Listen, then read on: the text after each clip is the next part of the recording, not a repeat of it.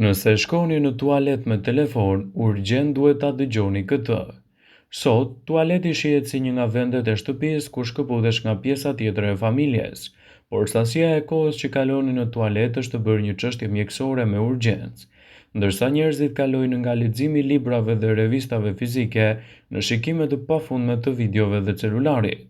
Një studim i ri Plus One zbuloi se njerëzit që kalojnë shumë kohë në celularin e tyre, sidomos gjatë qëndrimit në tualet, raportojnë një shkallë më të lartë të hemoroideve. Hemoroidet janë grupet e venave në rektumin dhe mund të fryhen dhe të zmadhohen për shkak të presionit në rritje, gjë që mund të shkaktojë kruajtje, shqetësime, dhimbje të tjera. Ky ullumtim i ri ofron prova konkrete për ata që kanë ndryshime prej tyre.